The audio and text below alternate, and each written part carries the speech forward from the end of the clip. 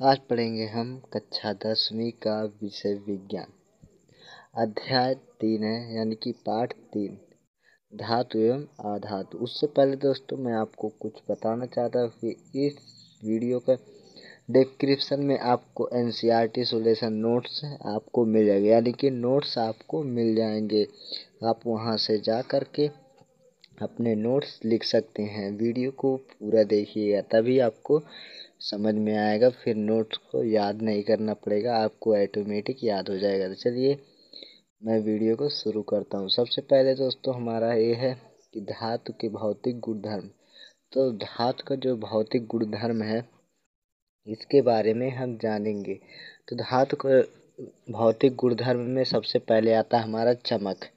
तो सबसे पहले हम पढ़ लेते हैं चमक के बारे में कि हमारा जो चमक है वह क्या है। तो सबसे पहले जो हमारी चमक है उसमें सबसे पहला पॉइंट आता है, धातु की सतह चमकदार होती है। जैसे कि हम एक एग्जाम्पल के द्वारा समझ सकते हैं कि जो सोना और चांदी होता है वह क्या होता है, चमकदार होता है। दूसरा होता है कठोरता। अब कठोरता क्या होती है दोस्तों, देख लीजिए यहाँ पर देखो तो सामान्यतः कठोर होते हैं। ये जो कठोर चीज़ होते हैं तो कठोर रहेगा ही। एग्जाम्पल में जैसे हम ले लेते हैं लोहा और तांबा, ये दोनों दोस्तों क्या होता है, हमारा कठोर होता है। लेकिन लिथियम, सोडियम और पोटेशियम ये मुलायम होते हैं, जिनको हम चाकू से आराम से काट सकते हैं। बट ये हमारी एक अफवाह है कि ये भी कठोर होते हैं। और रूप अवस्था, यानी कि रूप अवस्था तो आप लोग जानते होंगे, जैसे ठोस, द्रव, गैस, ये तो आप अवस्था देखे होंगे। तो इसी तरह से ये अवस्था है, रूप या अवस्था हम कहें। कमरे के ताप पर ठोस होते हैं, यानी कि जिस समय आप ये वीडियो देख रहे हैं जैसे कि, तो आपके जो कमरे की तापमान है, मतलब वायु की है, ताप है, वही हमारी ठोस अवस्था है। केवल मरकरा में ही, यानी कि पारा को छोड़कर यह द्रव की अवस्था में होता है। उसके बाद आता है आघात वर्ध्यता। तो ये क्या होता है, आघात वर्ध्यता में धातुओं को पीटकर पतली चादरों को परिवर्तित किया जाता है। जैसे एग्जाम्पल के लिए लोहे की चादरें। तो दोस्तों यही को जैसे कि हम लोहे की चादर को पीट करके लोहे की चादर बना देते हैं, वही हमारा है आघात वर्धक। उसके बाद हमारे नेक्स्ट में आता है तन्यता। तन्यता क्या होता है, तन्यता के बारे में जान लेते हैं। धातुओं को पतली तार के रूप में बनाया जा सकता है। जैसे कि दोस्तों एग्जाम्पल के तौर पे हम एक ले लेते हैं तांबे की तार। जो दोस्तों एक हमारे तांबा एक हमारा धातु है, तो दोस्तों ये पतली तार के रूप में इसे बनाया जा सकता है। उसके बाद दूसरा हमारा क्या है, विद्युत। विद्युत जो है दोस्तों, विद्युत व ऊष्मा के चालक। तो इसके बारे में ये सामान्यतः क्या होता है, विद्युत के ऊष्मा के क्या होते हैं, चालक होते हैं। जैसे एग्जाम्पल इसमें क्या होती है, चांदी और तांबा, इन दोनों में भी क्या होती है, ऊष्मा जो होती है हमारी चालक होती है। और एक दोस्तों हमारी एक अफवाह है कि लेकिन ये शीशा और पारा ऊष्मा के कुचालक होते हैं, ये बात सही है। उसके बाद घनत्व जो है दोस्तों, घनत्व में देख लीजिए, सामान्यतः घनत्व और गलनांक अधिक होता है। जो दोस्तों हमारा सामान्य मतलब घनत्व होता है और गलनांक क्या होता है, अधिक होता है। लेकिन सोडियम और पोटेशियम का घनत्व कम होता है, यानी कि जो हमारा धातु के भौतिक गुणधर्म है इसमें क्या होता है, घनत्व कम होता है। नेक्स्ट पेज में हम देखते हैं, हमारा है, इसी के बारे में हम पढ़ चुके हैं। उसके बाद हमारा नेक्स्ट पेज में हमारा ये है कि भौतिक गुणधर्म, धातु के भौतिक गुणधर्म। तो ये ध्वनिक, यानी कि ध्वनिक क्या होता है दोस्तों, जैसे कि हमारे जो धातु होते हैं, कोई भी धातु हो, जैसे कि हम कोई भी ले लेते हैं, कोई भी धातु हो, तो उसमें क्या होता है, उसकी सतह से टकराने पर आवाज़ निकलती है। जैसे कि जो हमारी साइकिल की घंटी होती है वह भी एक धातु है, तो क्या होती है, उसको वह भी आवाज़ देती है। तो अतः हम मतलब क्या कह सकते हैं, कि जो भी धातु है वह क्या है, धात्विक है। यानी कि जो भी धातु है वह धात्विक है। अब ऑक्साइड, ये ऑक्साइड के ऑक्साइड क्या है, धात्विक ऑक्साइड क्षारक प्रवृत्ति के होते हैं, यानी कि ये क्या होते हैं, क्षारक प्रवृत्ति के होते हैं। तो कैसे हो सकता है, जैसे कि हम ले लिए Mg यानी कि मैग्नीशियम के साथ ऑक्साइड मिला दिए, क्या हो गया, मैग्नीशियम ऑक्साइड। यानी कि दोस्तों हमारा एक क्या हो गया, हमारा हो गया धातु किसे कहेंगे, धातु के साथ ऑक्साइड मिल गया, इसलिए हमें इसे धात्विक साइड कहेंगे। और धात्विक ऑक्साइड यानी कि दोस्तों हमारे क्या हो गया, धात्विक ऑक्साइड। आई होप कि आपको ये समझ में आएगा। और ये क्या होते हैं, ये क्षारक प्रवृत्ति के होते हैं। आई होप कि आप लोगों को समझ में आ रहा होगा। उसके बाद दूसरा हमारा क्या आता है, आधातु के भौतिक गुणधर्म। अभी तक तो हम पढ़ रहे थे किसका, धातु के भौतिक गुणधर्म। अब हम पढ़ेंगे आधातु के भौतिक गुणधर्म। अधातु के भौतिक जो गुणधर्म है, सबसे पहला आता है चमक। तो दोस्तों आपको, अगर आप धातु के भौतिक गुणधर्म को ध्यान से पढ़े होंगे तो इसका ए बिल्कुल एकदम अपोजिट रहेगा, अपोजिट यानी कि उल्टा रहेगा। जैसे कि वहाँ था ये जो अधातु की सतह चमकदार नहीं होती है, तो वहाँ क्या था, धातु की सतह चमकदार होती है। जैसे कि इसमें उदाहरण एक ले लेते हैं कार्बन, लेकिन आयोडीन की सतह चमकदार होती है, यह एक अफवाह है। उसके बाद कठोरता है दोस्तों, कठोरता में क्या आ जाता है, अधातु नहीं होते, मतलब अधातु कठोर नहीं होते हैं। इसमें से एक हम उदाहरण ले लेते हैं। उदाहरण में हमारा दिया गया है, उदाहरण में हमारा कुछ दिया गया है, जैसे कि हमारा उदाहरण है कोयला। कोयला जो है दोस्तों वह कठोर नहीं होते हैं, लेकिन हीरा सबसे कठोर होता है, यहाँ पर दिया गया। उसके बाद जो दोस्तों हमारी इसकी रूप और अवस्था है, उसमें भी रूप और अवस्था था, तो इसमें भी रूप और अवस्था। इसे कमरे के ताप या तो ठोस का गैसीय अवस्था में होता है, क्या होता है, गैसीय अवस्था में होता है, केवल ब्रोमीन को छोड़कर यह द्रव अवस्था में होता है। तो आई होप कि आपको समझ में आया होगा। तो जैसे कि जो हमारे कमरे की ताप है, उस पर क्या होता है, ठोस या गैसीय अवस्था में होता है। जैसे हमारे कमरा है, जो हमारी ये दोस्तों कमरा है, इसमें क्या हो रहा है, इसमें जो गैस भरी है ये क्या है, ठोस अवस्था में है, इसी को हम कह सकते हैं। उसके बाद केवल ब्रोमीन को ही छोड़कर यह द्रव अवस्था में होता है। तो आघातवर्धक के बारे में जान लेते हैं। आघातवर्धक जो हमारा है, आघातवर्ध्यता मतलब है, उसके बाद में अधातु आघातवर्ध्यता नहीं होते हैं। आई होप कि आपको समझ में आया होगा। उसके बाद दूसरा है जो नेक्स्ट पेज है, नेक्स्ट पेज में अब की बार हमारा आता है तन्यता। तन्यता उसमें भी हम लोग पढ़े थे, अधातुओं को पतली तार के रूप में नहीं बनाया जा सकता है। अधातु में क्या होता है दोस्तों, हमारे जो पतले तार होते हुए नहीं बनाया जा सकता, उसमें क्या था, बनाया जा सकता है। जैसे मैंने तांबे का तार एक एग्जाम्पल के तौर पे लिया था। उसके बाद दूसरा है दोस्तों हमारा, यहाँ देख लीजिए, विद्युत में ऊष्मा का कुचालक होते हैं, लेकिन विद्युत ग्रेफाइट विद्युत का सुचालक होता है। ग्रेफाइट, अब एक ग्रेफाइट क्या होता है दोस्तों, ये आपको यहाँ एक मिल रहा होगा ग्रेफाइट, जो दोस्तों पेंसिल के बीच में लगा होता है ब्लैक कलर का, भूरे कलर का, वही होता है ग्रेफाइट। इसीलिए कहते हैं दोस्तों पेंसिल को किसी फ्लैग या अन्य चीज़ों में नहीं घोंसना चाहिए, क्योंकि वह विद्युत का क्या होता है, सुचालक होता है। सुचालक और कुचालक आप लोग बहुत ही पहले पढ़ चुके होंगे। उसके बाद हमारा आता है घनत्व। घनत्व जो होता है दोस्तों, ये जो हमारा घनत्व है और गलनांक कम होता है, इसका जो घनत्व होता है दोस्तों और गलनांक यानी कि गलने की शक्ति होते हुए क्या होती है, कम होती है। उसके बाद होता है ध्वनिक, यानी कि इसमें से क्या होती है, आवाज़ निकलती है या नहीं। तो इसको हम पढ़ लेते हैं। अधातु कठोर सतह से टकराने पर आवाज़ उत्पन्न नहीं करते हैं। जो दोस्तों अधातु हैं वे क्या होते हैं, जो अगर किसी वस्तु से मतलब टकरा जाते हैं तो इसमें से क्या होती है, आवाज़ नहीं निकलती है। उसके बाद ऑक्साइड, अधात्विक ऑक्साइड अम्लीय प्रवृत्ति के होते हैं। तो अम्लीय प्रवृत्ति वहाँ क्या था, क्षारीय प्रवृत्ति, उसमें क्या था, यहाँ क्षारीय प्रवृत्ति, लेकिन यहाँ अम्लीय प्रवृत्ति। आई होप कि आपको ये भी समझ में आया होगा। उसके बाद नेक्स्ट है हमारा धातुओं के रासायनिक गुणधर्म। धातुओं के रासायनिक गुणधर्म हमारा यहाँ सबसे पहला देख लीजिए।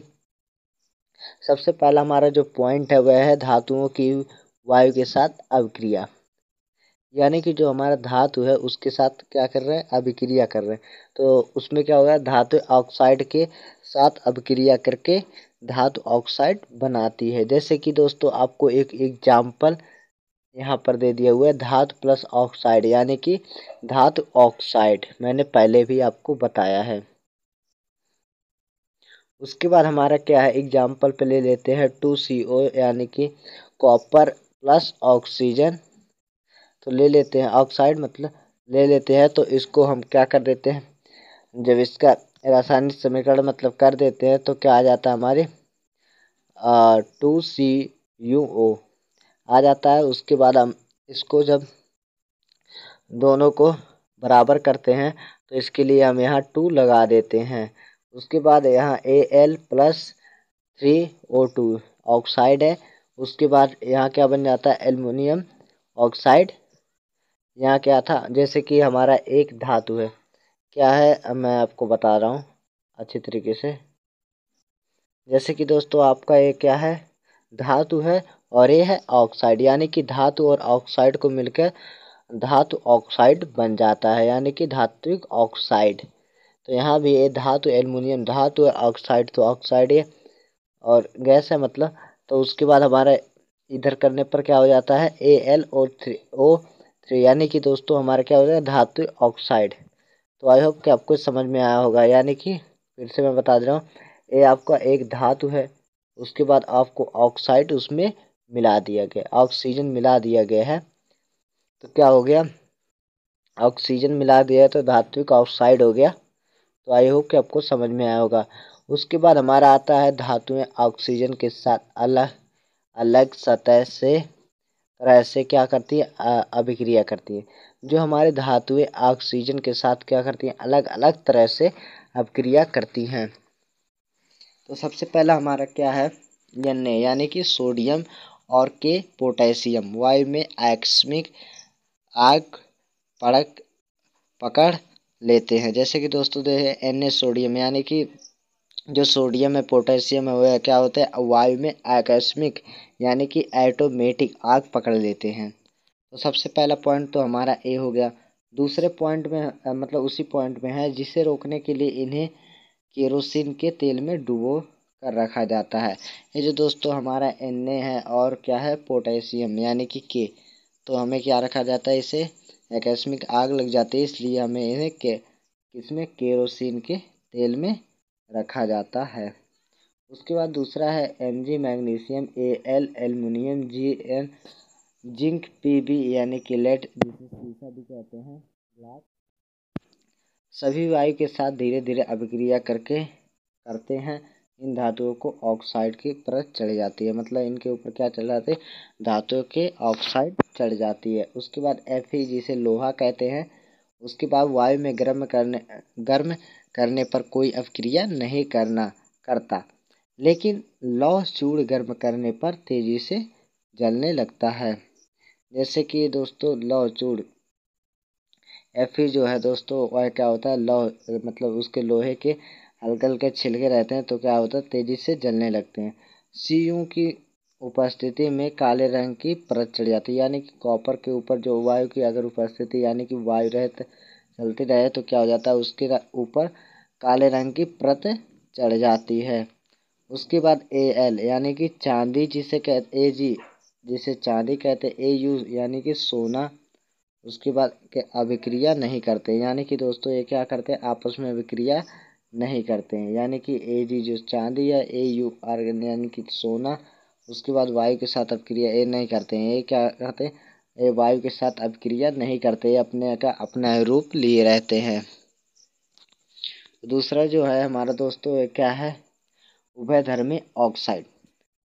तो उभयधर्मी ऑक्साइड के बारे में जान लेते हैं कि ये जो उभयधर्मी ऑक्साइड है ये क्या है। तो सबसे पहले हम पढ़ लेते हैं, वे धातु ऑक्साइड जो अम्ल के क्षारक में दोनों अभिक्रिया करते हैं, उत्पाद में जल तथा लवण बनाते हैं।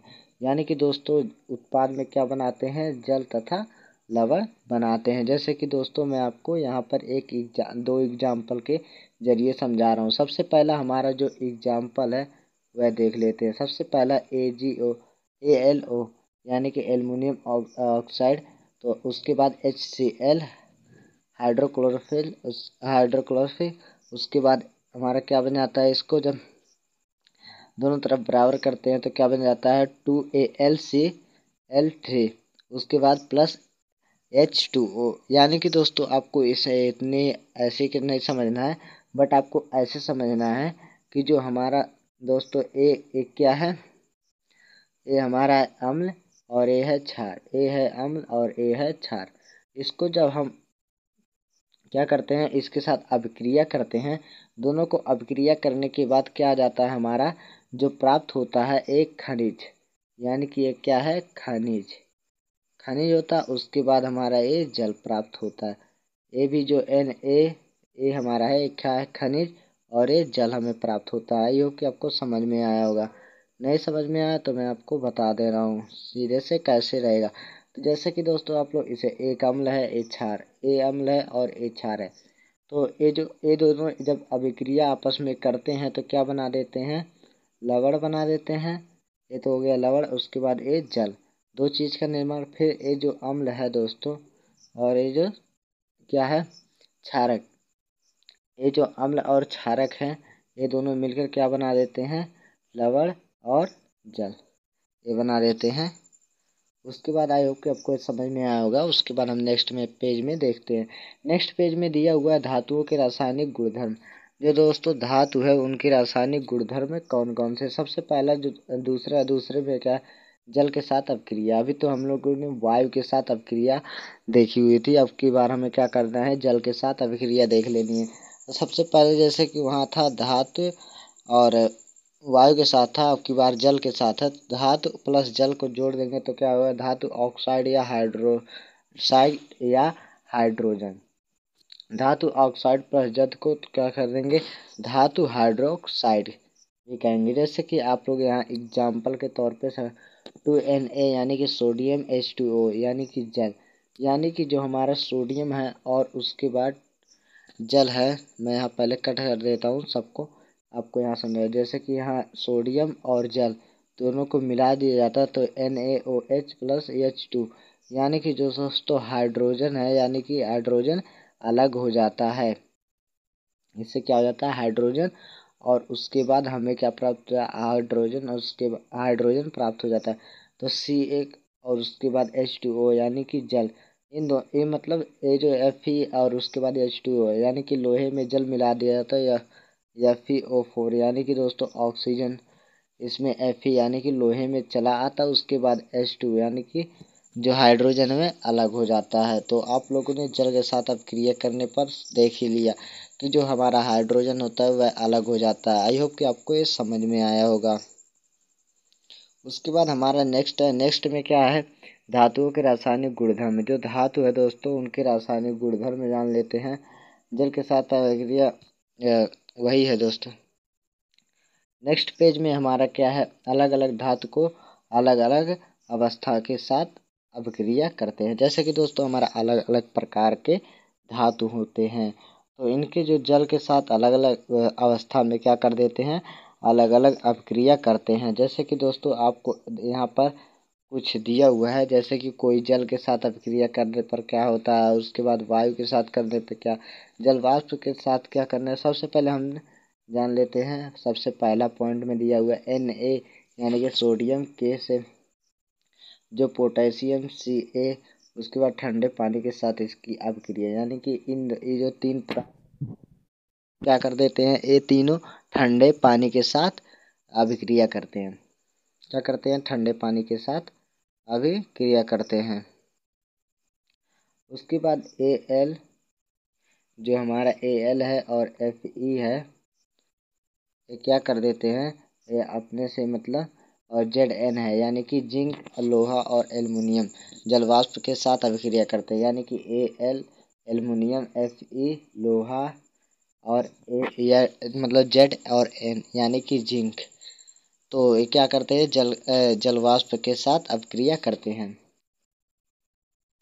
आई होप कि आपको ये समझ में आया होगा। उसके बाद Mg जो गर्म है, एक क्या करता है, गर्म पानी के साथ यानी कि गर्म जल के साथ अपक्रिया करता है। यानी कि जो मैग्नीशियम क्या करता है, जो गर्म जल होता है उन्हीं के साथ अपक्रिया करता है। उसके बाद CaMg, ये दोनों जो होते हैं ये क्या कर देते हैं, ये बहुत ही महत्वपूर्ण पॉइंट है। इसको देखिएगा, अभिक्रिया के दौरान जल की सतह पर आ जाते हैं क्योंकि उत्पन्न हाइड्रोजन गैस के बुलबुले यानी कि CaMg की सतह पर चिपक जाते हैं। तो दोस्तों आपको एक लाइन की ये बहुत ही महत्वपूर्ण है, ये बहुत बार क्वेश्चन में यानी कि परीक्षा में पूछा जा चुका है। तो आपको ये पॉइंट ज़रूर याद रखनी है। तो इस पॉइंट को याद रखने के लिए अगर आपको नहीं याद हो रहा है तो सबसे पहले आप स्क्रीनशॉट ले सकते हैं। उसके बाद हमारा नेक्स्ट पॉइंट जो है दोस्तों AU यानी कि एल्युमिनियम क्या करते हैं, सिल्वर। उसके बाद AgCu कॉपर, और Pb यानी कि लेड, इसे शीशा कहते हैं, जल के साथ अपक्रिया नहीं करते। यानी कि दोस्तों ये जितने भी चीज़ें हैं ये क्या कर देते हैं, जल के साथ अपक्रिया नहीं करते हैं। आई होप कि आपको ये समझ में आया होगा। उसके बाद जो नेक्स्ट है दोस्तों, नेक्स्ट में क्या पढ़ेंगे हम लोग, नेक्स्ट में पढ़ते हैं कि धातु की अम्ल के साथ अपक्रिया। जो धातु है उसकी क्या अम्ल के साथ अपक्रिया कर लेते हैं। तो देख लीजिए यहाँ जो धातु है उसको अपक्रिया कराते हैं। सबसे पहले जो धातु है उसको तनु अम्ल के साथ क्या कर देते हैं, अपक्रिया कर देते हैं। जब तनु अम्ल के साथ अपक्रिया कर देते हैं तो हमारा क्या बन जाता है लवण, और हाइड्रोजन हमें प्राप्त हो जाता है। कोई भी दोस्तों धातु उसके बाद तनु अम्ल के साथ अगर अपक्रिया कर दिया जाए तो वह लवण और हाइड्रोजन के रूप में मिलेगा। जैसे कि मैं आपको 2 एग्जाम्पल के जरिए समझा रहा हूँ। सबसे पहला एग्जाम्पल आपके सामने ये है कि Fe यानी कि लोहा HCl को जब हम रिएक्शन कराते हैं तो क्या हमें प्राप्त होता है, 2 चीज़ें हमें प्राप्त होंगी, एक तो FeCl, दूसरा H2 यानी कि हाइड्रोजन। और जो दोस्तों आपको यहाँ दिख रहा है, मैं पूरा कट कर देता हूँ, जो आपको दिख रहा है FeCl, ये हमारा लवण है। उसके बाद ये जो H2 यानी कि हाइड्रोजन है, ये हाइड्रोजन अलग हो जा रहा है। उसके बाद Al एल्युमिनियम HCl को जब हम रिएक्शन कराते हैं तो हमें क्या प्राप्त होता है, AlCl यानी कि ये प्राप्त होता है। ये जो कि हमारा क्या है, लवण है, क्या है, लवण है। उसके बाद ये जो है ये तो हाइड्रोजन, हाइड्रोजन तो है ही, जैसे कि आप लोग जानते ही है हाइड्रोजन है। तो आई होप कि आपको ये पेज समझ में आएगा।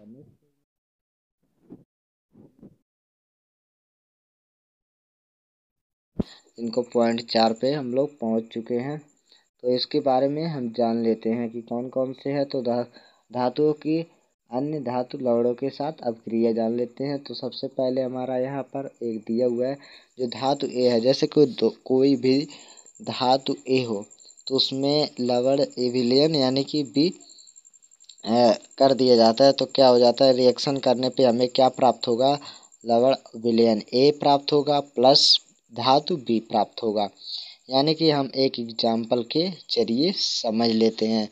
तो एग्जाम्पल आप लोग के सामने इस रेड कलर के बॉक्स में, सबसे पहले मैं सारा बॉक्स हटा देता हूँ, यहाँ एक बॉक्स लगा देता हूँ, जो कि आप लोग को ध्यान से देख लीजिए इस बॉक्स को।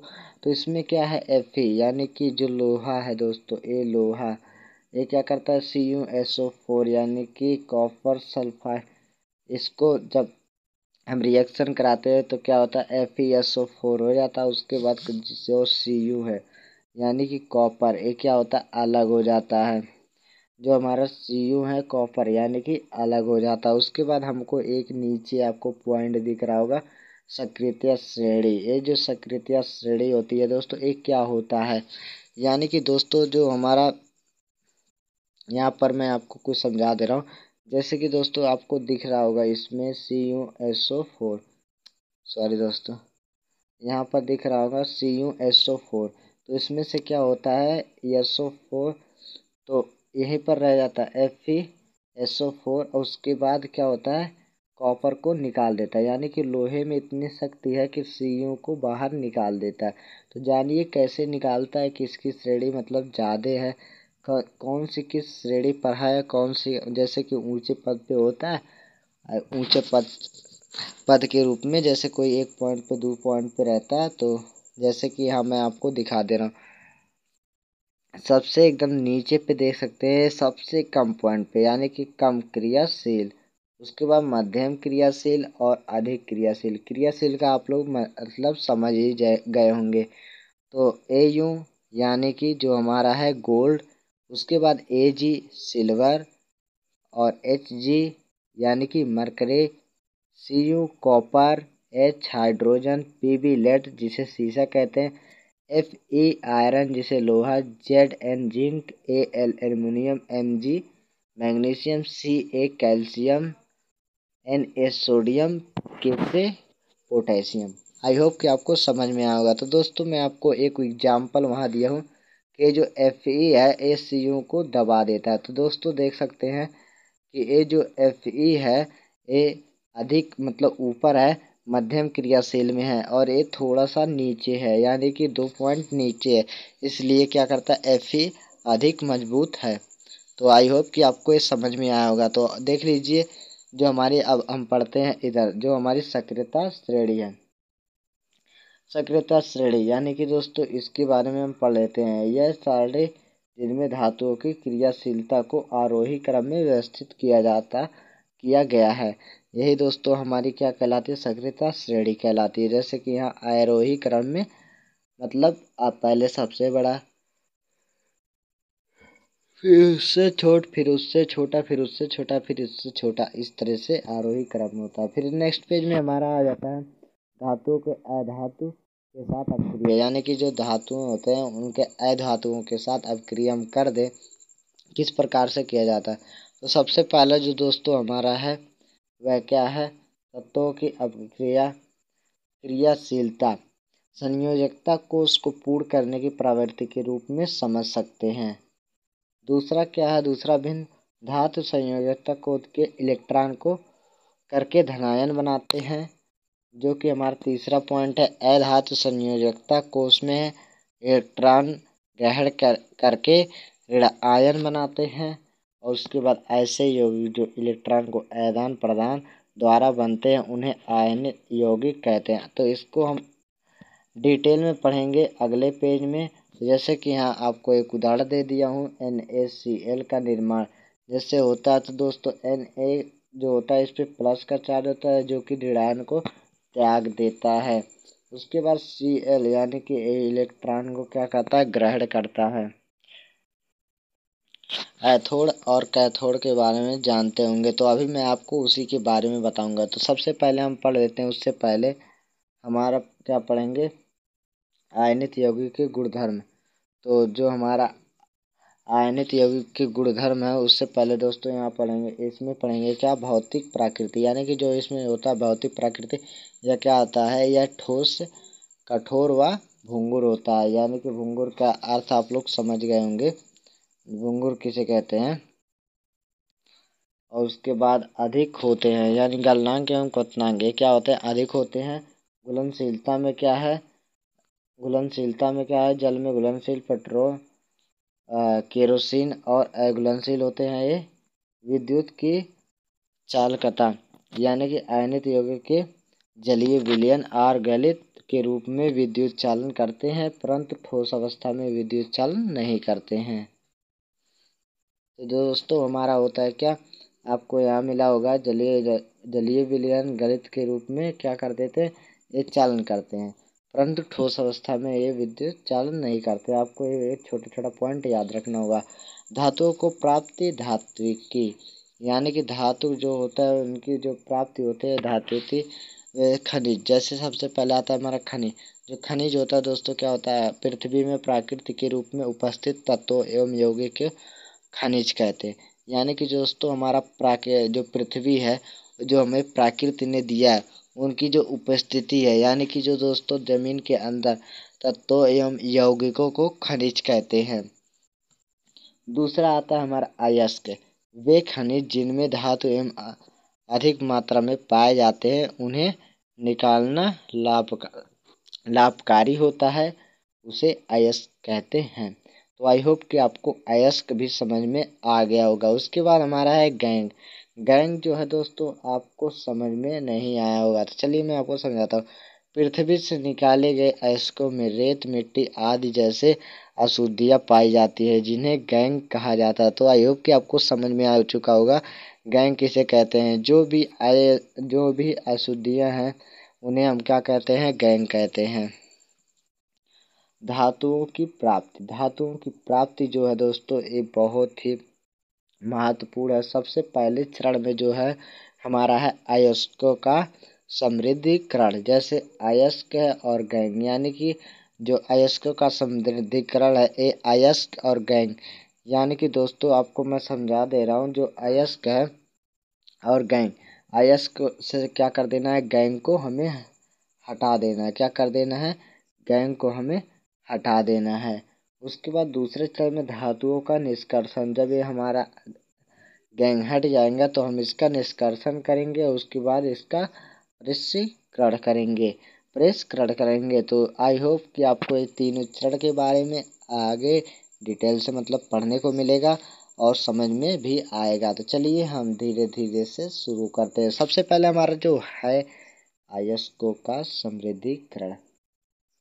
सबसे पहले इसके बारे में पढ़ लेते हैं। जो हमारा अनेक वीडियो द्वारा इसका क्या किया जाता है, ये मतलब किया जाता है। जो अयस्कों का समृद्धिकरण है ये क्या किया जाता है, अनेकों वीडियो द्वारा किया जाता है। एक वीडियो द्वारा नहीं, अनेकों वीडियो द्वारा किया जाता है। जैसे कि सबसे पहला है हमारा पानी से साफ करके भी इसे समृद्धिकरण मतलब अयस्कों का समृद्धिकरण किया जाता है। उसके बाद दूसरा है छान कर भी। तीसरा पॉइंट है रसायनों का उपयोग करके। चौथा है चुंबक के द्वारा भी हो सकता है। बट दोस्तों आपको एक पॉइंट भी पूछ सकता है। कैसे क्वेश्चन पूछेगा मैं आपको बता रहा हूँ। सबसे पहले आपको कह देगा कि अयस्कों का समृद्धिकरण किससे मतलब किया जाता है, किन विधियों द्वारा किया जाता है। आपको अगर उनमें से कोई भी इनमें से एक ऑप्शन दे दे, या मान लिया मैंने इसमें से कोई 3 ऑप्शन दे दिया हो और उसके बाद लिख दिया हो अंत में सभी विकल्प सत्य हैं, तो आपको क्या कर देना, सभी विकल्प सत्य पर टिक लगा देना है। तो आई होप कि आपको ये समझ में आया होगा। उसके बाद दूसरा जो हमारा चरण है, दूसरा चरण बहुत ही महत्वपूर्ण है। इसके बारे में जानेंगे धातुओं का निष्कर्षण। जो दोस्तों आपको मैंने ये पहले ही बता चुका है, कम क्रियाशील, मध्यम क्रियाशील और अधिक क्रियाशील, ये क्या होते हैं, स्वतंत्र रूप में नहीं मिलते, विद्युत अपघटन। उसके बाद सल्फाइड ऑक्साइड तथा कार्बोनेट के रूप में होते हैं। कार्बन द्वारा अपचयन किया जाता है। अपचयन और उपचयन के बारे में आप लोगों ने पार्ट 1 में पढ़ चुका है। अगर आपको वह नहीं पढ़ा तो आप लोग उसका लिंक डिस्क्रिप्शन में जाकर पा सकते हैं। स्वतंत्र रूप में पाई जाती है। तो दोस्तों आई होप कि आपको ये भी समझ में आएगा। उसके बाद दोस्तों हमारा जो है कम क्रियाशील धातुओं का निष्कर्षण। मैंने पहले ही बताया, आपको निष्कर्षण करके भी दिखाऊंगा। तो सबसे पहले निष्कर्षण देख लीजिए, बहुत अन्य अनभिक्रिय होते हैं। इन धातुओं के ऑक्साइड को केवल गर्म करने से ही धातु प्राप्त किया जा सकता है। जैसे कि मैं आपको एक एग्जाम्पल के तौर पे बता रहा हूँ। Hg जो है निष्कर्षण के सिनाबार HgS जिसे कहते हैं, तो मैं समझाता हूँ। जैसे 2HgS है तो इसको हम क्या कर देते हैं, O2, यानी कि इसका जब रिएक्शन कराते हैं तो क्या हो जाता है 2HgO और 2SO2, यानी कि SO जो है दोस्तों ये क्या अलग हो जाता है। और उसके बाद हमारा क्या है HgO को जो हम रिएक्शन करते हैं 2Hg और उसके बाद O2, यानी कि ऑक्सीजन अलग हो जाता है। उसके बाद इसी तरह हम एक और उदाहरण मतलब देख लेते हैं। जो CuS है से Cu का निष्कर्षण, यानी कि निष्कर्षण का मतलब निकाल देना। तो देख लेते हैं, मतलब निष्कर्षण कर दिया जाए तो जैसे 2CS है, CuS है प्लस O3O2, यानी कि दोस्तों ऑक्सीजन। उसके बाद CuO यानी कि SO2 निकल गया, SO2 निकल गया। उसके बाद आई होप कि आपको समझ में आया होगा। ये दोनों उदाहरण एक ही हैं। उसके बाद हमारा मध्यम क्रियाशील धातुओं का निष्कर्षण। जैसे कम क्रियाशील धातुओं का निष्कर्षण तो आप लोग पढ़ चुके हैं। उसके बाद दूसरा हमारा मध्यम क्रियाशील धातुओं का निष्कर्षण। सबसे पहला बिंदु जो है दोस्तों हमारा ये है, यह धातु या तो सल्फाइड का कार्बोनेट अयस्क के रूप में पाई जाती है। दूसरा हमारा पॉइंट है, ये है इन धातुओं को ऑक्साइड से प्राप्त करना अधिक आसान होता है। यानी कि दोस्तों ये जो हमारा धातु होता है, ये क्या होता है, इनको प्राप्त करना बेहद आसान होता है। सल्फाइड अयस्क के धातु का निष्कर्षण, यानी कि दोस्तों ये जो सल्फाइड अयस्क है, इनका क्या कर दिया जाए, निष्कर्षण करने। इसके निष्कर्षण को हम क्या कहते हैं, भर्जन भी कहते हैं। जैसे भर्जन प्रक्रिया कहते हैं, भर्जन प्रक्रिया भी हम लोग कह सकते हैं। सल्फाइड अयस्क में वायु की उपस्थिति में अधिक ताप पर गर्म करने पर यह ऑक्साइड में बदल जाता है। क्या होता है, ऑक्साइड में बदल जाता है। आप लोगों को एक उदाहरण दे देता हूँ। ZnS दिया हुआ है जिसमें से ऑक्सीजन जोड़ा गया है, यानी कि इसको रिएक्शन कराने पे ZnO हो जाता है, उसके बाद SO निकल जाता है, SO2 निकल जाता है। तो आई होप कि आपको रिएक्शन करने पर आपको कैसे बनाना है, रिएक्शन करके आपको ये वीडियो मिल जाएगी। उसके बाद कार्बोनेट अयस्क के धातुओं का निष्कर्षण। जो हमारा दोस्तों कार्बोनेट अयस्क है, वैसे क्या किया जाता है, इनका निष्कर्षण किया जाता है। तो इसका निष्कर्षण देख लेते हैं। निस्तापन, सबसे पहले इसका निस्तापन कहते हैं इसको। तो निस्तापन में हम इसके बारे में जान लेते हैं।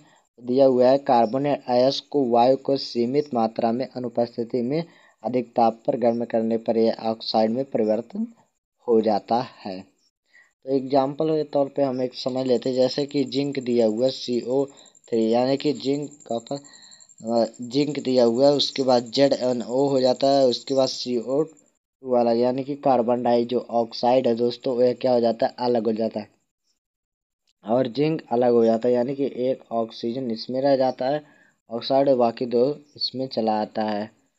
तो भर्जन और निस्तापन विधियों से हमें धातु ऑक्साइड प्राप्त हुआ, यानी कि भर्जन और निस्तापन विधियों से हमें धातु ऑक्साइड प्राप्त हुआ। आई होप आपको समझ में आया होगा। उसके बाद दोस्तों हमारा आगे है धातु ऑक्साइड का अपचयन। अपचयन और उपचयन के बारे में आप लोगों ने पार्ट 1 में पढ़ चुका है। अगर नहीं पढ़ा है तो आप लोग इसका लिंक डिस्क्रिप्शन में पा जाएंगे। अपचयन, ऑक्सीजन को हटाना। अपचयन में क्या होता है, ऑक्सीजन को हटाना होता है, और उपचयन में ऑक्सीजन को में वृद्धि होती है, यानी कि बढ़ता। तो अपचयन के लिए कुछ अपचयनों का उपयोग किया जाता है, जैसे कि आपको एक उदाहरण दिया हुआ है, सी यानी कि कार्बन, जिसे कोक भी कहते हैं, CO carbon monoxide, H2 hydrogen, यानी कि ZnO दिया हुआ है, उसके बाद प्लस C यानी कि कार्बन। जब इसको हम रिएक्शन कराते हैं तो क्या हो जाता है, Zn यानी कि शुद्ध जिंक रह जाता है, उसके बाद CO कार्बन डाइऑक्साइड अलग हो जाता है। यानी कि दोस्तों जो हमारा, अब आपको यहाँ दिख रहा होगा, जो हमारा यहाँ है जिंक, ये तो हो जाता है। उसके बाद जो होता है हमारा क्या, यहाँ से हमें क्या निकाल दिया गया है, ऑक्सीजन, यानी कि यहाँ हमें क्या करना था, ऑक्सीजन को हटाना था। तो इसलिए जो जिंक था ये ऑक्सीजन को हटा दिया और ये चला गया किसमें, CO यानी कि कार्बन डाइऑक्साइड में। तो आई होप कि आपको समझ में आया होगा। उसके बाद नेक्स्ट है अधिक क्रियाशील धातुओं का निष्कर्षण। जो अधिक क्रियाशील होते हैं दोस्तों, हम लोग तो पढ़ चुके कम क्रियाशील वाले धातुओं का निष्कर्षण, मध्यम क्रियाशील धातुओं का निष्कर्षण, और हम अब पहुंच चुके हैं अधिक क्रियाशील धातुओं के निष्कर्षण पर। तो हम पढ़ लेते हैं। सबसे पहले इसमें पॉइंट है, यह धातु अत्यधिक क्रियाशील होने के कारण अपचयन नहीं किया जा सकता, यानी कि दोस्तों क्या होता है, ऑक्सीजन इसमें से हटाया नहीं जा सकता है। दूसरा पॉइंट जो हमारा है, दूसरे पॉइंट में क्या है, इन धातु को विद्युत अपघटन द्वारा प्राप्त किया जाता है। क्या होता है, आज ये जो है हमें अपघटन, ये तो आप लोग कक्षा 9th में भी पढ़ चुके होंगे अपघटन के बारे में। उसके बाद एग्जाम्पल लेते हैं NaCl से Na का निष्कर्षण, यानी कि दोस्तों हमारा Na है उससे Cl, यानी कि धातु कैथोड पर क्लोरीन एनोड पर। तो हम इसके बारे में यहाँ देख लेते हैं। तो यहाँ देख सकते हैं आपको,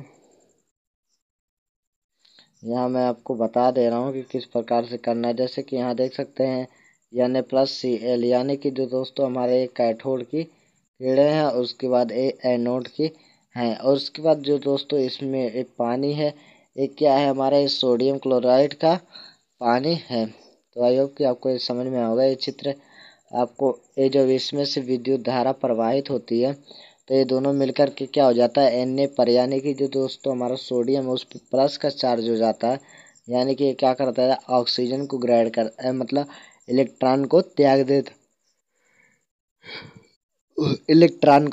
देता है, और उसके बाद जो हमारा Cl यानी कि है वो क्या करता है इलेक्ट्रॉन को ग्रहण करता है। तो आई होप कि आपको समझ में आ चुका होगा कि Na पर प्लस का चार्ज कैसे आता है और Cl पर माइनस का।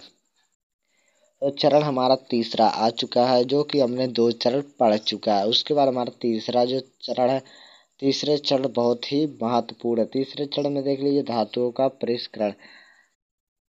धातुओं का परिष्करण में सबसे पहला जो हमारा पॉइंट है, धातुओं को अपद्रव्य से हटाने से सबसे अधिक उपयोगी विधि विद्युत अपघटनी परिष्करण है। जैसे कि दोस्तों देख सकते हैं आपको एक यहाँ पर दिया गया। उसके बाद जो दोस्तों इसमें हमारा पानी है वह क्या है, इसमें कुछ अशुद्धियाँ भी हैं।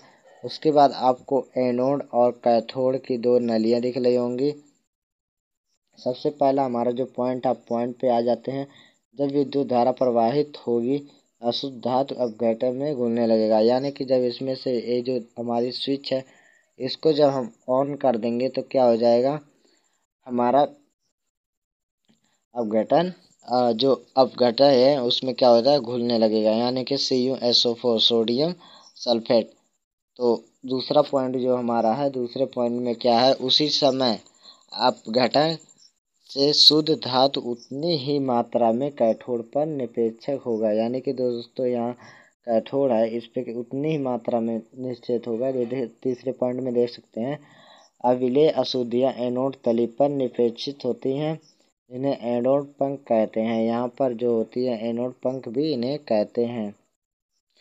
उसके बाद आपको एनोड और कैथोड के थोड़े से समझा देते हैं कि किस प्रकार से प्लस और माइनस का चार्ज देते हैं। एनोड जो दोस्तों होती है क्या कर देता है, यहाँ पर से क्या कर देता है प्लस का चार्ज हटा करके यहाँ माइनस ले लेता है, यानी कि दोस्तों ये प्लस में रहता है तो क्या कर देता है माइनस को अलग कर देता है। और यह जो कैथोड कीड़े हैं क्या रहते हैं, माइनस अगर भी रहता है तो क्या कर देते हैं ये माइनस को ग्रहण कर लेती है, और उसके बाद हमें यहाँ प्लस का चार्ज दे देती है, यानी कि Cu पर प्लस का चार्ज हो जाता है, ये ग्रहण कर लेती है और यहाँ जो था हमारा ये अलग कर देता है, तो यहाँ 2E मतलब बाहर निकल जाता है। उसके बाद हमारा है संचारण। संचारण क्या होता है, धातुएं अपने आसपास अम्ल आर्द्रता व वायु के संपर्क में आने से संचारित हो जाती हैं, यानी कि दोस्तों जो हमारी ये धातु है मतलब ये आसपास अम्ल आर्द्रता से वायु से संपर्क में आने से क्या हो जाती है संचारित हो जाती हैं। सबसे पहला हमारा जो पॉइंट है वह है सिल्वर वायु की उपस्थिति में आकर काला हो जाता है, यानी कि जो दोस्तों हमारा चांदी होता है यानी कि सिल्वर होता है वह हमारा अगर जो वायु की उपस्थिति में क्या हो जाता है काला, यानी कि वायु के ये उपस्थिति में आ जाए, यानी कि जहाँ वायु रहे वहाँ आ जाए तो क्या हो जाता है हमारा एक काले रंग का हो जाता है। दूसरा पॉइंट है कॉपर आर्द्र, यानी कि CO कार्बन डाइऑक्साइड जिसे कहते हैं को अपने अवक्रिया करके हरे रंग का कॉपर कार्बोनेट बनाता है, यानी कि जो दोस्तों हमारा CO है ये क्या करते हैं अभिक्रिया करके कॉपर कार्बोनेट बनाता है। तीसरा जो हमारा पॉइंट है वो है लोहा और वायु के संपर्क में आने पर भूरे रंग की क्या हो जाती है परत बन जाती है। जो दोस्तों हमारा लोहा है और वायु है इसके संपर्क में आने से क्या होता है भूरे रंग की परत बन जाती है। आई होप कि आपको ये भी समझ में आया होगा। नेक्स्ट पेज में हमारा क्या है संचरण की सुरक्षा, मतलब इसको किस प्रकार से बचाया जा सकता है, तो इसको हम कुछ पॉइंटों के जरिए समझ लेते हैं। तो हमें दिया हुआ है धातुओं को संचरण से बनाने के लिए विभिन्न विधियां अपनाई जाती हैं, जैसे कि दोस्तों उस पर पेंट कर देते हैं, बहुत लोग तेल लगा देते हैं, एजस्लेस मतलब एस्प्लेन लगा देते हैं, क्रोमियम लेपन कर देते हैं, उसके बाद एनोडीकरण कर देते हैं, उसके बाद मिश्र धातु बनाकर, तो इसे हम कुछ यसद, जैसे कि आप लोग नहीं समझ रहे होंगे एसिड लेपन क्या होता है, तो इसे हम कुछ एक लाइन में इसे समझा दिए हैं। लोहे व इस्पात को जंग से बचाने के लिए उस पर जिंक की परत चढ़ाई जाती है। इसी प्रक्रम को एसद लेपन कहा जाता है, यानी कि जिंक जो होती है उसकी परत चढ़ाई जाती है। मिश्र धातु जो होता है दोस्तों, इसके बारे में आप लोग नहीं जानते हैं तो बहुत ही अच्छी बात है दोस्तों, तो इसे हम बता देते हैं एक बार फिर से कि यह जो दो या दो से अधिक धातु या धातु और क्या होता है, धातु या अधातु से समांगी मिश्रण होता है। जैसे कि दोस्तों आपको एक उदाहरण मैं दे दिया हूँ। ये जो दोस्तों मिश्र धातु है किस प्रकार से मिला दिया जाता है, तो इसमें जंग लगने बहुत ही स्लो हो जाती है, जल्दी जंग नहीं लगता है। दोस्तों लोहे में क्या कर दिया जाए, कार्बन यानी कि 0.05% अगर लोहे में कार्बन मिला दिया जाए तो ये क्या हो जाता है, कठोर हो जाता है, यानी कि इसमें जल्दी जंग नहीं लगता, बहुत ही स्लो लगता है। उसके बाद इस्पात है, लोहा के साथ क्या निकेल और क्रोमियम मिला दिया जाए, और पीतल के साथ क्या, पीतल के जो कॉपर और जिंक हो जाए, और कांसा जो है कॉपर और टिन हो जाए, यानी कि दोनों मिल जाते हैं। तो आई होप कि आपको समझ में आया होगा। अगर ये दोस्तों वीडियो आपको अच्छी लगी तो अपने दोस्तों के साथ इसे शेयर करें, और आपको कोई भी चीज़ समझ में ना आए तो कमेंट बॉक्स में कमेंट करना ना भूलें। और हाँ दोस्तों, इसका जो नोट्स है वह आपको नीचे डिस्क्रिप्शन में मिल जाएगा।